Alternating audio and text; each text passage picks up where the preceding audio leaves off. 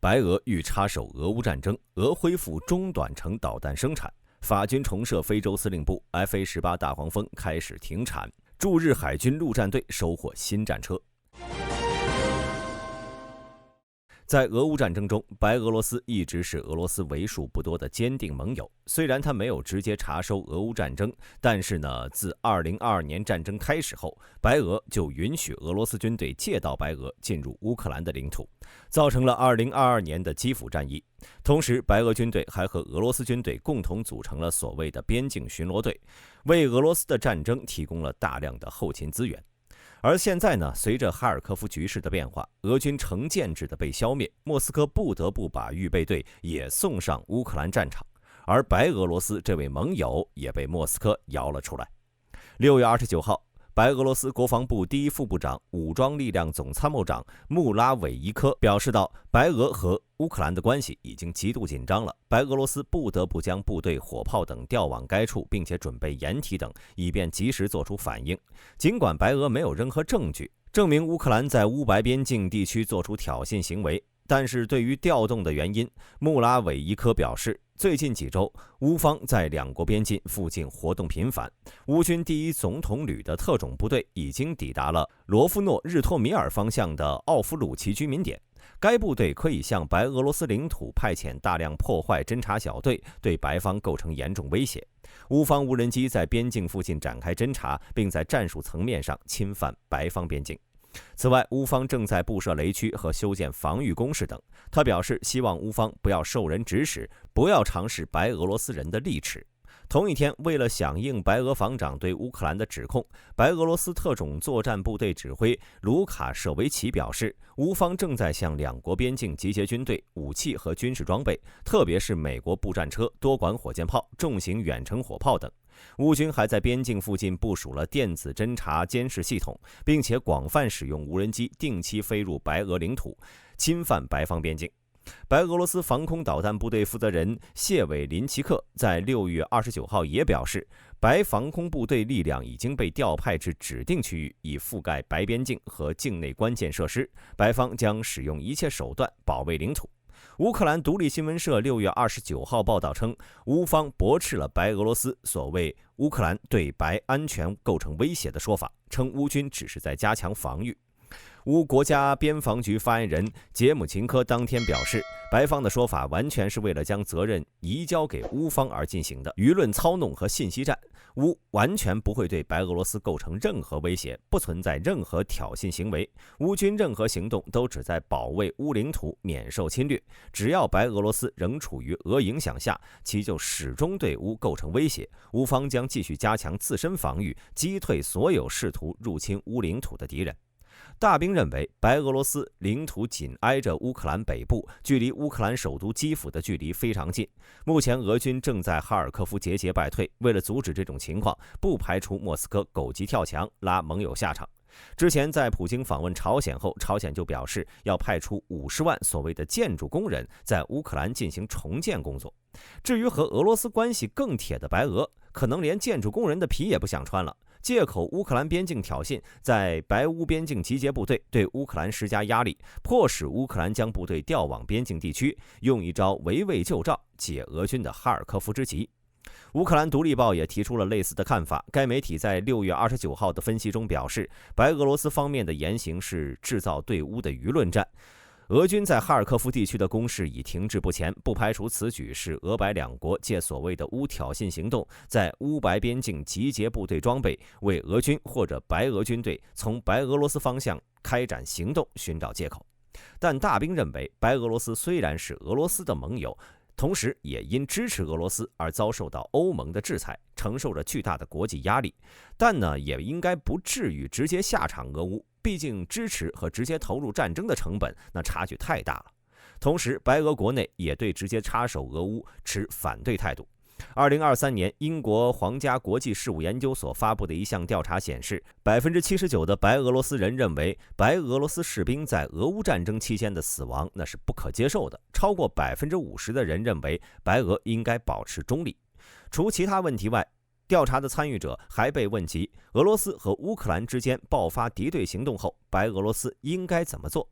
33%的人表示支持俄罗斯行动，25%的人支持完全中立，并且将所有外国军队驱逐出白俄领土。21%的人不确定，20%的人支持乌克兰。因此，无论其政治立场如何，至少有74%的白俄罗斯人对于白俄参与战争是持消极态度的。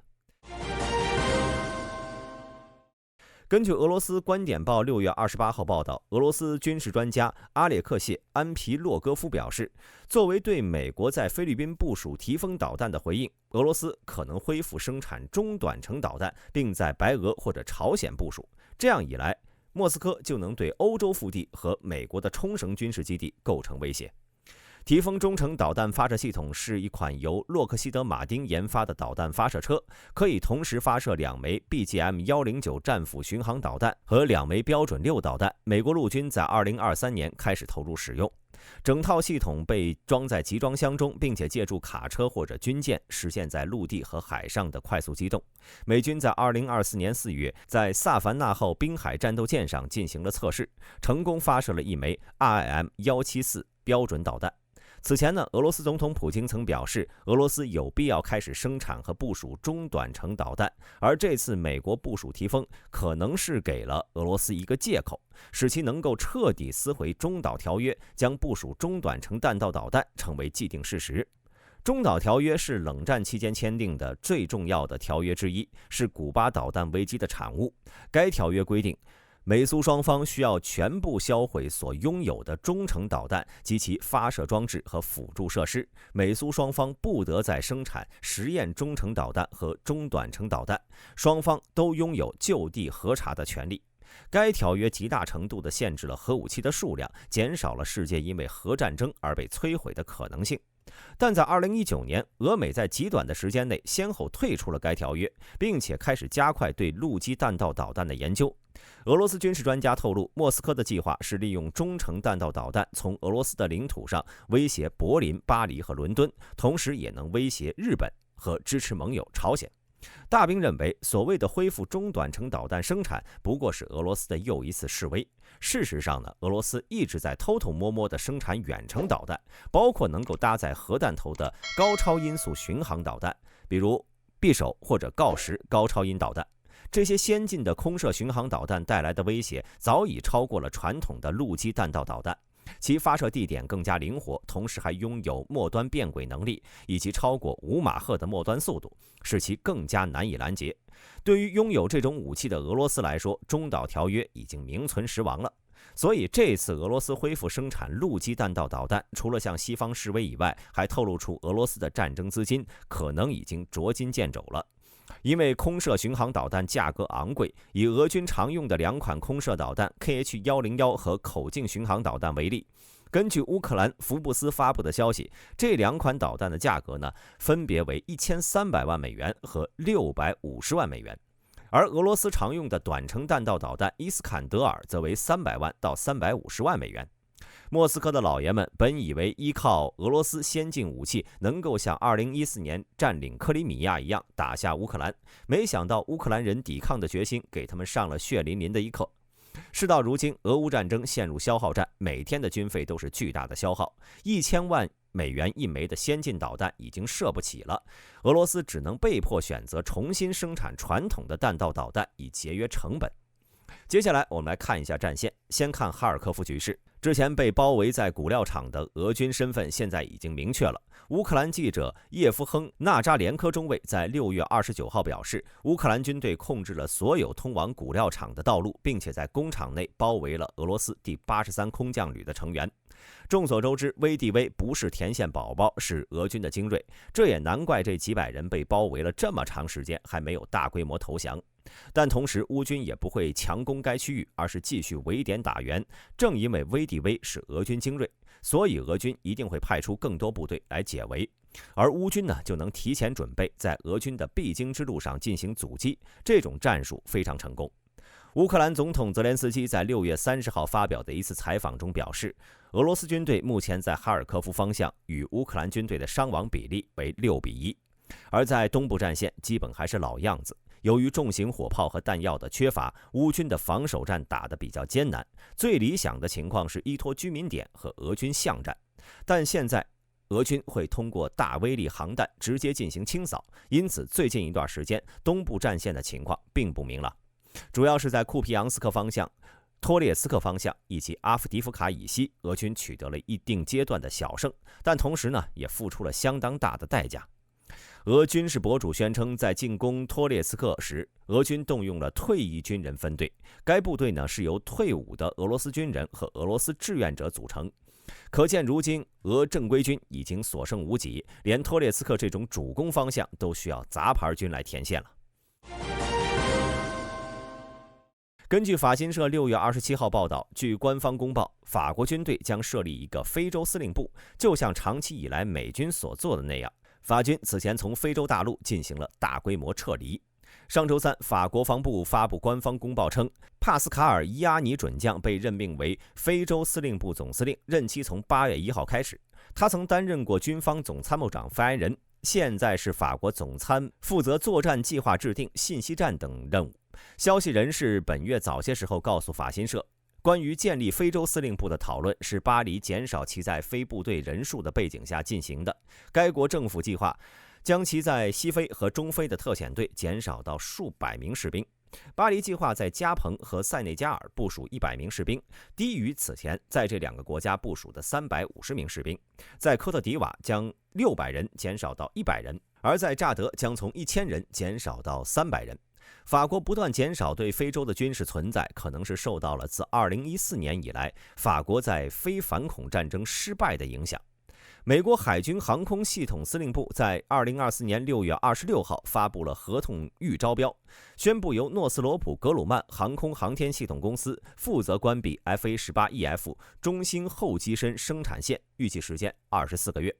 由于缺乏出口订单，波音公司最初计划在2025年关闭超级大黄蜂的生产，但在今年早些时候，美海军订购了最后一批大黄蜂，其生产时间延续到了2027年，涵盖5架单座 FA-18E 和12架双座 FA-18F， 以 Block 3标准交付。该部门表示，停止生产超级大黄蜂不会影响 FA-18EF 正在进行的现代化改造以及使用寿命修改计划。使用寿命修改计划已经交付的超级大黄蜂的使用寿命增加了4000个飞行小时。第二阶段于去年开始，旨在将使用寿命延长到10000飞行小时，并且进行 Block 3升级所需的修改。首批2架经过改装的飞机已在6月27号交付美国海军。波音战斗机副总裁马克·希尔斯表示，波音和海军团队采用了大量措施，以确保我们可以提供给作战人员最安全、最强大的 Block 3 FA-18。